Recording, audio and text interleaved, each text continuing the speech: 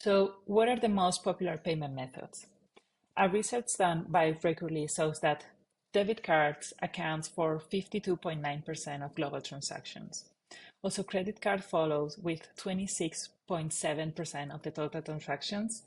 And PayPal is the third most popular payment method and the most popular alternative payment method worldwide with 18.8% of total transactions. And then we have this 1.6% that it's reserved for others. Looking like a baddie, I show up and make them stop. Wanna know my name so badly, cause I run this whole block. Flip my hair, move my head, show the world I'm royalty. When I walk by, they be taking bows, cause they know I'm the queen, yeah. Hello everyone, I hope you're enjoying the Experiment Nation conference so far. I'm Cristina Molina, Senior CRO Specialist at Verifone, and I'm here today to talk about the user experience and CRO in the subscription models. What are we going to see? We're going to go through an overview of the subscription industry. We're going to analyze the user flow of a couple of the top subscription services that are in the market, and we will go over some tips and best practices to optimize the checkout. But before that, I would like you to take a couple of seconds to think about the following. How many subscription products or services are you currently subscribed to? Well, in my case, I came up with 12 subscriptions, both products and services. And obviously, as we tend to do, I started wondering if this number was a normal amount of subscriptions to have. And so I started taking a look into the subscription industry. Some statistics that might help you locating this number.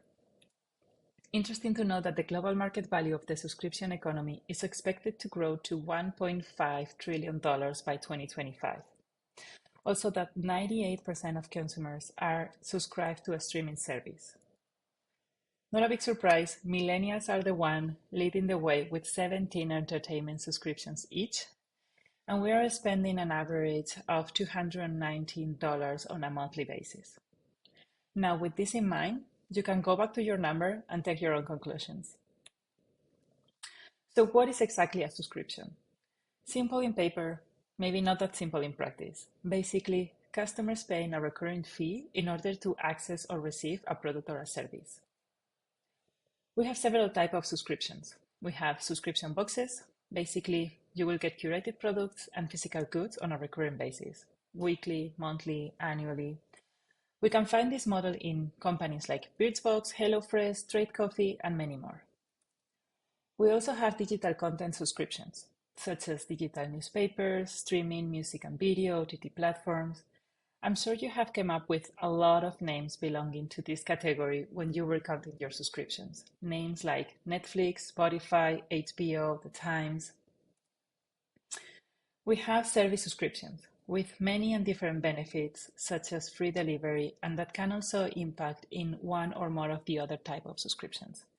For example, Amazon, we have the premium subscription and we will get access not only to the premium and free deliveries, but also to their content platform for TV shows and music.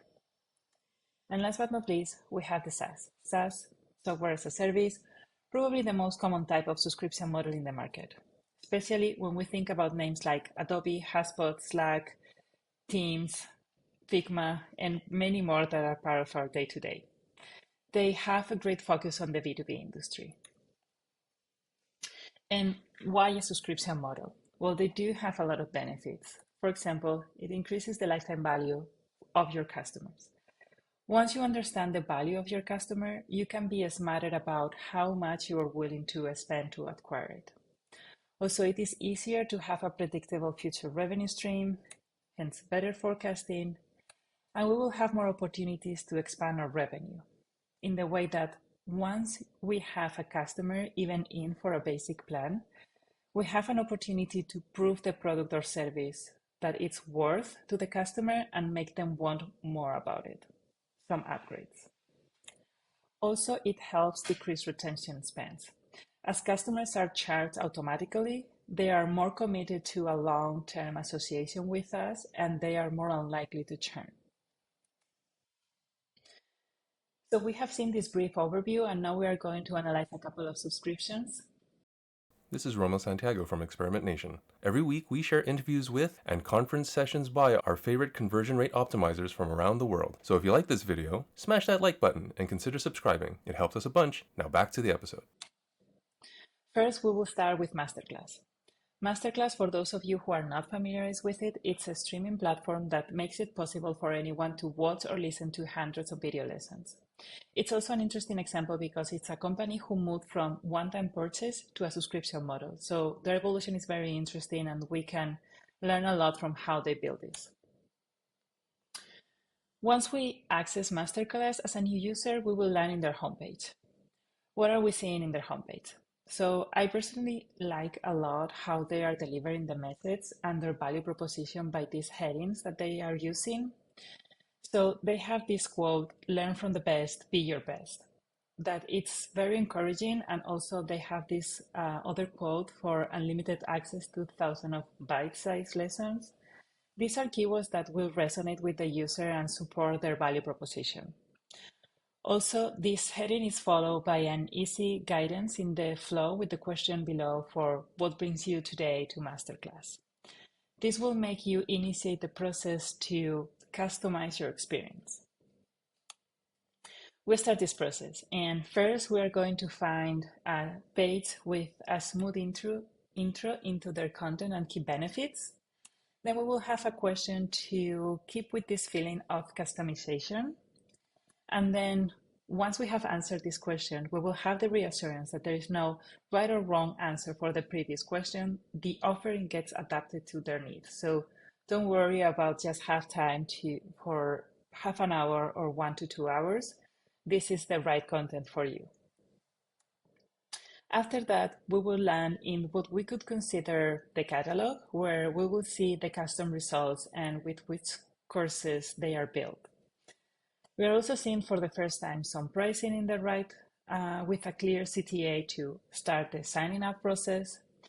And if we want to dig into the different courses and to know more about these top best professionals that are delivering this content, we can scroll down and we can go over all of these courses.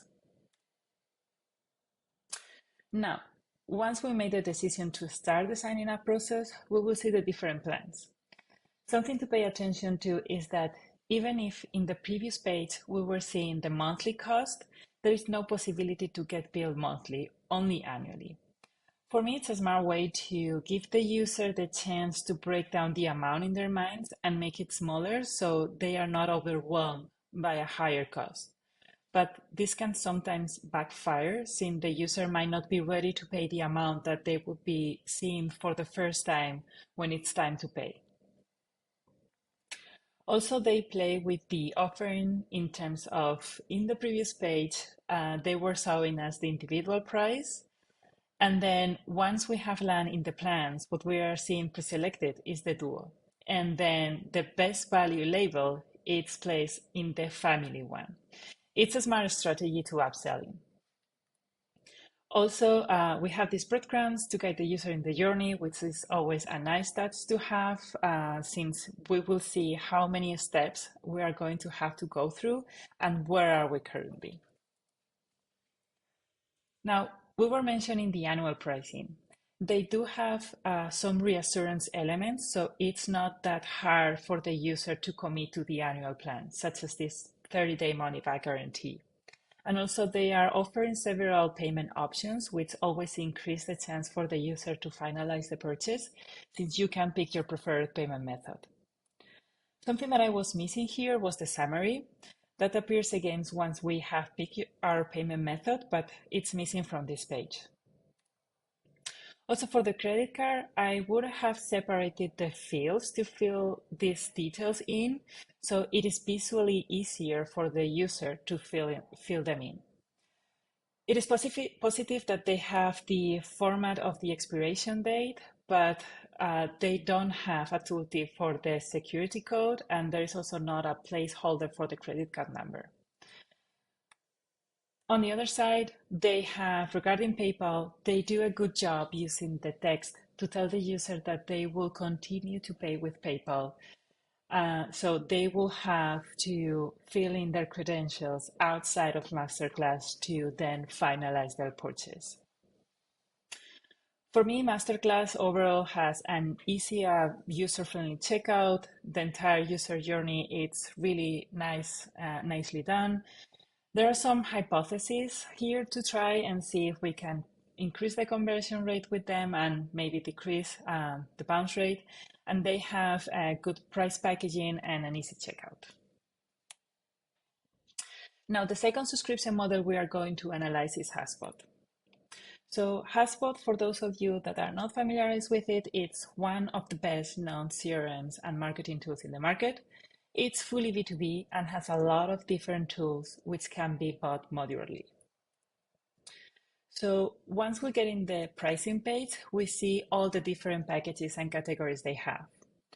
I have always found it a bit overwhelming, but sometimes you just cannot get rid of certain degree of difficulty, and I think that they solve it pretty well with simple wording. Also, they are using the label to highlight the package with the best value in order to bring the attention of the user to it. And something that I personally like a lot is the toggle to switch from monthly to annually with the discount. This way it is very easy for the user to understand the added value of getting the annual subscription.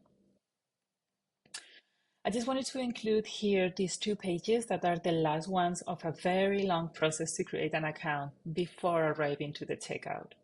Something that I would have personally left for when we have already completed the purchase of the subscription. Now, once we get into the checkout, first thing that brought my attention was the progress bar because it's a bit ambiguous with the label misplaced under the second step while we're in the first one.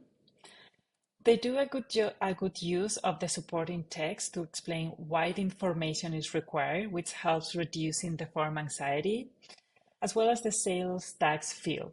It has a tooltip that explains that they will be added based on the address. Also, the form is too long and without geolocation, and they are adding more fields while we are filling the form. In this case, the VAT, that a good thing is that they are nicely explaining why they need this. And if you are clicking on no, why it's important to understand the need of that. So in the second step, we will find that the sales tax has been calculated and displayed in the order summary. They only have credit cards as a payment method, but in this case, it's pretty well executed with the card logos, placeholder for the card number, and formatting for the expiration date and the security code. The downside is that it still is a long step since they have all the information that we have filled in previously on the top of the page, and we will have to go down to start filling the credit card details. And so, yeah. So in general, it is a user-friendly checkout. It guides shoppers and lets them make edits, but also it's suffering from limited payment methods and long forms. Now we will move to the tips and best practices when it comes to have an improved subscription model checkout. First of all, we will need to adapt to the market needs by offering different prices and packages options, flexible plans and clear benefits between them, and something key, free trials. On average, there is a 38% of the people that have done a free trial that converts into the subscription model. And also, if you were wondering what is the average length that you should put for your free trial, we have seen that as free trial that it's less or equal to 7 days had the highest conversion rate. Also, well, in the right section, we can see the Spotify offering. We have the free trial and we have the different plans depending on the amount of accounts that you need and a special offer for the students, which I find really smart because this will encourage them to convert to this premium model. Also, we have to be transparent when it comes to billing and pricing.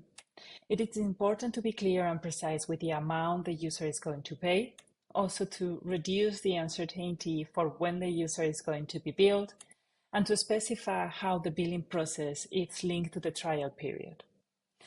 I wanted to put Duolingo as an example since it's an app that I really like and I have used the premium subscription in the past. I find it very well done how they display the price and how and when the user is going to be billed, followed by how the trial works. This reduces the user anxiety to connect the timings as well as the disclaimer with the recurring billing and cancel anytime at the bottom. I also would like to point out in the right section of Duolingo that they have the billing information, and for me it's very well executed since they displayed in a very clear way the different fields for the credit card, and they are also including this element of geolocation. Related to the previous point, we should make sure that we are building a streamlined checkout. How do we do this? We need to focus on mobile. We need to make sure that we are doing an easy and simple flow, that we are being clear on the payment recurring basis, and very important, to provide multiple payment options. Within the payment options, we also should support both global and local payment methods when it comes to credit card and debit card, bank transfers, and direct debit. And if we have the chance, we should include alternative payment methods and digital wallets.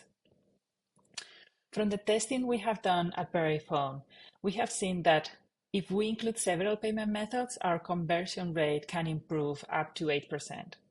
So let's take a look, for example, at Amazon. We are here located in the US, and we can see that they have several payment options such as credit card, Venmo, and gift cards, and so. If we move, for example, to Spain, where I'm currently based, we can see that they have customized this section. And instead of Venmo, we have the bank account, which people in Spain might relate better than to Venmo. We will see an impact in conversion rate if we customize the checkout and payment options with geolocation. So what are the most popular payment methods? A research done by Frequently shows that debit cards accounts for 52.9% of global transactions. Also, credit card follows with 26.7% of the total transactions. And PayPal is the third most popular payment method and the most popular alternative payment method worldwide with 18.8% of total transactions. And then we have this 1.6% that it's reserved for others. And since you are probably already tired of listening to all of this information, here you have this cute dog that is going to make sure that cards keep leading this ranking.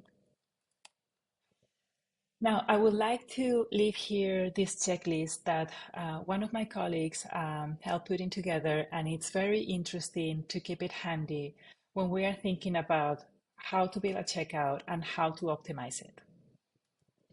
We need to be transparent with pricing and policies. We need to build streamlined and user-friendly designs. We need to use localization and language support, geo-customized card flows, and multiple payment options. Also, to finalize, I just wanted to mention that there are platforms like the one that Verifone provides that will help you as a company to set up and control the subscriptions that you are selling and provide deeper insight and granularity into their post-sales evolution. We divide the subscription lifecycle in 5 main steps. We have price and packaging, software acquisition and management, subscription and billing management, churn reduction and sales increase, and last but not least, the analysis of the subscription business itself. If you are interested in finding out more about how Verifone can help you with this, do not hesitate to reach out to us and we'll be more than happy to explain it to you. So that's it from my side. Thanks a lot for taking the time to listen to this talk, and thanks to Experiment Nation for hosting this amazing conference. I hope you have enjoyed it, and if you have any questions or you would like to get in touch, this QR code will redirect you to my contact details. Thanks and enjoy the rest of the conference. Bye-bye. This is Romo Santiago from Experiment Nation. Every week we share interviews with and conference sessions by our favorite conversion rate optimizers from around the world. So if you like this video, smash that like button and consider subscribing.